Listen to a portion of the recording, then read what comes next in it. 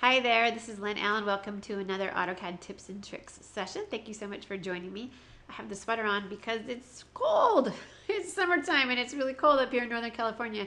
It's been rainy and windy and chilly all day, so I really miss the summer already. But enough about the weather. Let's take a look at the AutoCAD tip for the day.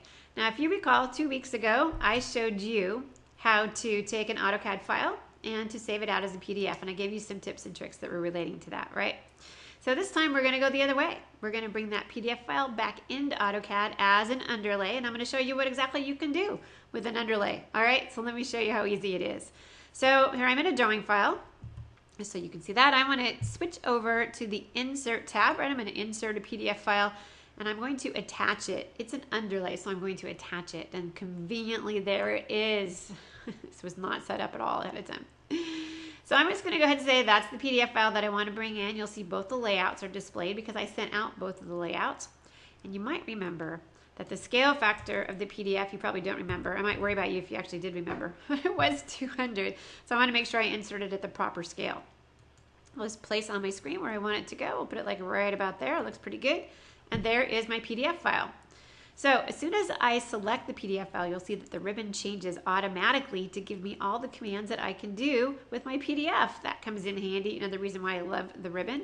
So let's see what we can do, all right? Well, it says we can create a clipping boundary. So let's do that. I'm gonna say polygonal because it's kind of fun. Let's go ahead and add, we'll have 5 sides. And hit an enter when you're finished, right? And then you'll see that it clipped the outside, correct? Sometimes you want to clip the inside. So I'm going to go ahead and select this arrow, and you'll see that it does in fact clip out the inside versus the outside. All right, so that's a step in the right direction. That's one thing we can do. Let's remove the clipping altogether though. All right, so what else can I do? Well, I can take a look at the layers. I can turn the layers on and off as long as the drawing file was sent out with the capability to have layers, because you know that's an option. We talked about that during the last tip. Can you see that the layers are being turned off? Easy enough, right? I'll say an OK. You'll see it keeps them off for me, which is nice. So what else can I do? Well, what you probably want to do is you want to be able to trace on top of the objects, right? So thankfully, you can snap to the objects. That's going to make your life a lot easier. Definitely easier than drawing from scratch, right? So let's try that. I'm going to go with the circle command. I'm going to grab the center point, and you should see that showing up from my circle, right? I'm just going to kind of pull that out, kind of guesstimate that. Let's try that again. Do the center point of another one and pull that out as well. So how do I know that it worked? It's kind of hard to see it, isn't it? As soon as I select my PDF file, you'll see that it gives me the ribbon back again. It looks like it decided to change it to monochrome for me. We won't charge you any extra for that.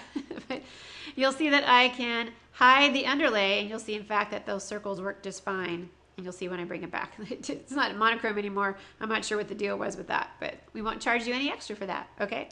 So what else can I do? I can fade the PDF. So you can see, you can barely see it now. It's up to you if you want it faded or not. And we already saw by accident that you could display it in monochrome, didn't we? So I think you'll find that it's pretty easy to bring PDF files into AutoCAD, and then if you could snap to them, it's easy for you to trace on top of them, which is awesome, saving yourself some time. All right, well, I want to thank you for joining me, and I hope that you have a great rest of the week, and I hope it gets a little bit warmer too. Bye-bye.